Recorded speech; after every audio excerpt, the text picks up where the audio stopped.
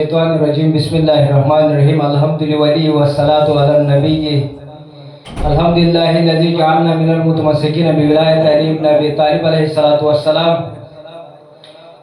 اما بعد قال الرحمن فی کلام المجید بسم اللہ الرحمن الرحیم وَإِذِ ابْتَلَىٰ إِبْرَاهِيمَ رَبُّهُ بِكَلِمَاتٍ فَأَتَمَّهُنَّ قَالَ إِنِّي جَاعِلُكَ لِلنَّاسِ إِمَامًا درود بھیجائے محمد کی ذات پر۔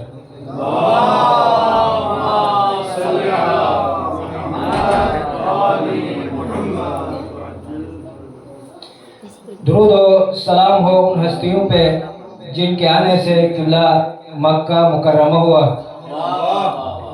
نجف اشرف ہوا اور مدینہ منورہ ہوا۔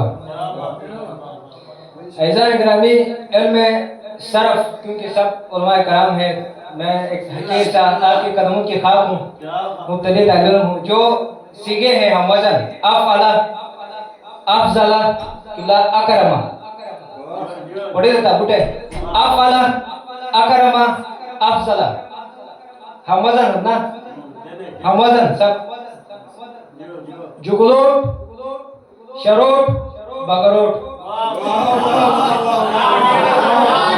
نہیں ہے توجہ نہیں ہے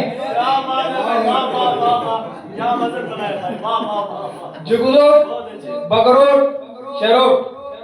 آج بہت بڑا خوشی کا دن۔ اعزائے گرامی،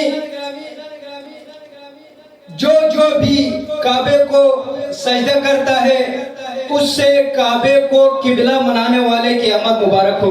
واہ، خیر مبارک، خیر مبارک۔ آج مسکرانا اتنا بھی اس لیے بھی ضروری ہے کہ اگر ہمارے مسکرانے سے 14 میں سے کسی ایک نے بھی مسکرا کر ہمیں دیکھ لیا تو سمجھ لینا مقدر سور گیا۔ فرض کریں شیخ سردار صاحب حج پہ گئے ہیں، اللہ پاک ہم سب کو توفیق دے۔ فرض کریں عالمگیر کا شیخ سردار صاحب حج پہ گئے ہیں، ابھی حج پہ واپس گلگت پہنچے نہیں ہیں، تو مجھے خبر ملی شاکر بھائی نے کہا شیخ سردار صاحب حج پہ گئے ہیں، میرے نزلے میں مٹھائیاں باندھنی شروع کر دی۔ سب نے کہا کیا ہوا ہے؟ میں نے کہا شیخ سردار صاحب حج پہ گئے ہیں۔ عالم کا نے جا کے شیخ سردار صاحب کو کہا کہ یہ شیخ معظم کون ہے؟ کیا لگتا ہے آپ کا؟ نجف میں بڑا خوش تھا، آپ کے حج پہ جانے سے مٹھائیاں بانٹتا پھرتا تھا سب کو۔ تو شیخ سردار صاحب کا جواب یقیناً یہ ہوگا کہ کوئی بات نہیں، شیخ معظم ہمارے اپنے ہیں،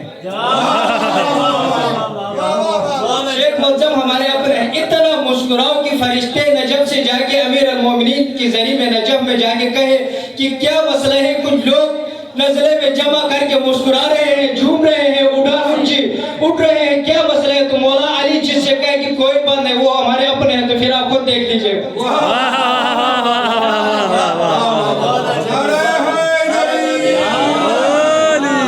بس تقریر تمام کر دی میں نے۔ اللہ نے اپنے گھر میں اس کو بھیجا جس کا نام بھی اسی کے نام پہ ہے۔ اللہ کے جو اسماء الحسنی ہیں ان میں سے ایک نام علی اور میرے مولا کا نام بھی علی۔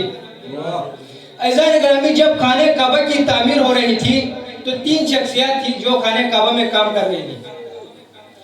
حضرت ابراہیم علیہ السلام، حضرت اسماعیل علیہ السلام، حضرت جبرائیل علیہ السلام۔ 3 شخصیات، ابراہیم علیہ السلام، غور کیجئے گا، اسماعیل علیہ السلام، جبرائیل علیہ السلام، جبرائیل علیہ السلام، جو جس شخصیت کی آمد کی جگہ پہ کام کرے وہ علیہ السلام کے 14ویں صدی کا جاہل ملا اور اس گھر پہ آنے والا رضی اللہ کیسے ہو سکتا ہے؟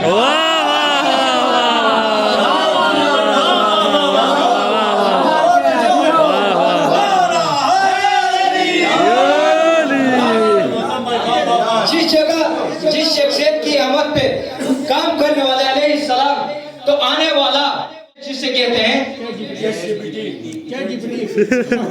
چلے یہ بھی اپنے ساتھ ہی ہے چیٹ جی پی ٹی۔ اعزائے گرامی، علی علیہ السلام کعبے میں آئے، ہم خوش ہیں، پتہ نہیں لوگوں کا منہ کیوں کالا ہوتا ہے، کیوں لوگ جلتے ہیں، اور بڑی آسانی سے مولوی کہتا علی کعبے میں آگئے تو کیا ہوا؟ کوئی فضیلت کی بات نہیں۔ اچھا علی علیہ السلام کعبے میں آئے، یہ فضیلت کی بات نہیں، تو پھر ہمت کر، آج چابی بھی تیرے پاس ہے، کسی خاتون کو خانہ کعبہ کے اندر بیچ، 3 دن دروازے کو بند کر کے رکھ، 3 دن بعد اگر وہ خاتون زندہ واپس آئے تو پھر کہنا کہ فضیلت کی بات نہیں۔ واہ بے شک بے شک۔ عزیزان گرامی، ابراہیم کا تعلق بھی کعبہ سے ہے اور علی علیہ السلام کا تعلق بھی کعبہ سے ہے۔ ابراہیم بھی امام ہے، علی بھی امام ہے۔ ابراہیم کے لیے خدا نے کہا وَإِذِ ابْتَلَىٰ ابراہیم، جب ہم نے ابراہیم کو ابتلا میں مبتلا کیا، جب ہم نے ابراہیم کو ابتلا میں مبتلا کیا تو ابراہیم امتحان میں کامیاب ہوئے۔ وَإِذِ ابْتَلَىٰ ابراہیم رَبُّهُ بِكَلِمَاتٍ فَأَتَمَّهُنَّ قَالَ إِنِّي جَاعِلُكَ لِلنَّاسِ إِمَامًا، جَاعِلُكَ لِلنَّاسِ إِمَامًا، لِلنَّاسِ إِمَامًا، ہم نے ابراہیم کو لوگوں کا امام بنایا۔ اور علی علیہ السلام صرف لوگوں کا امام نہیں، علی ابراہیم سے بھی بڑا امام ہے، علی امام الانس والجان ہے۔ واہ واہ واہ واہ۔ علی علیہ السلام کائنات کا امام ہے، ابراہیم علیہ السلام فقط ابراہیم علیہ السلام فقط للناس امام، لوگوں کا امام ہے۔ مولوی کو دشمنی علی علیہ السلام سے اتنی دشمنی ہے کہ جس گھر میں علی آئے اس گھر میں شلوار اوپر کر کے مولوی چکر لگا رہا ہے، لیکن صاحب گھر کے ساتھ عداوت ہے۔ اس لیے اقبال نے کہا ہے کہ بدن پہ جامع احرام، دلوں میں بغض علی، تیری نصیب کا چکر ہے یہ طواف نہیں۔ بس میں نے ختم کر دی۔ ایک جگہ ایک حاجی گزر رہا تھا راستے سے، ہے ساتھ ایک اندھا بیٹھ کے مانگ رہا تھا، اس کے ہاتھ میں کچھ پیسے تھے، اللہ کے نام پہ دے دو۔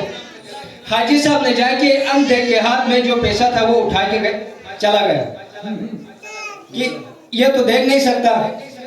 اندھے نے آواز دی حاجی صاحب، پیچھے مڑ کے حاجی صاحب نے دیکھا، کہا تو دیکھ نہیں سکتا، تجھے کیسے پتا چلا؟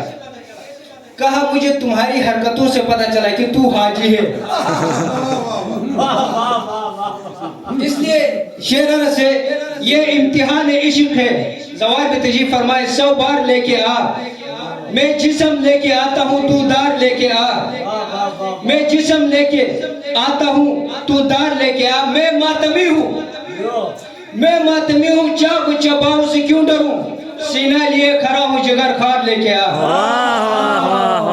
سینہ لیے کھڑا ہوں جگر خار لے کے آ، اور حاجی اٹھا اٹھا کے میں دوزخ سے لایا ہوں، حاجی اٹھا اٹھا کے میں دوزخ سے لایا ہوں، تو صرف ایک شاہ کا زوار لے کے آ،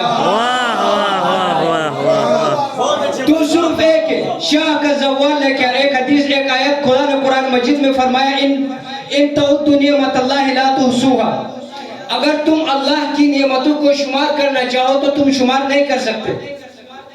اور رسول خدا نے فرمایا لو ان الریاض کلام والبحر مداد والجن حساب والانس کتاب ما احصوا فضائل علی ابن ابی طالب علیہ السلام، رسول خدا نے فرمایا اگر دنیا کے درخت قلم بن جائے اور سمندر سیاہ بن جائے، جن حساب کرنے لگے، انسان لکھنے لگے، تو درخت کے قلم ختم ہوں گے، سمندر کی سیاہی ختم ہوگی، لیکن علی کے فضائل ختم نہیں ہوں گے۔ یعنی اس سے یہ پتہ چلتا کائنات میں 2 چیزیں ہیں جن کا شمار کوئی نہیں کر سکتا، ایک اللہ کی نعمتوں کا شمار نہیں کر سکتا، یا فضائل طالب علیہ السلام کا شمار نہیں کر سکتا۔ بے شک۔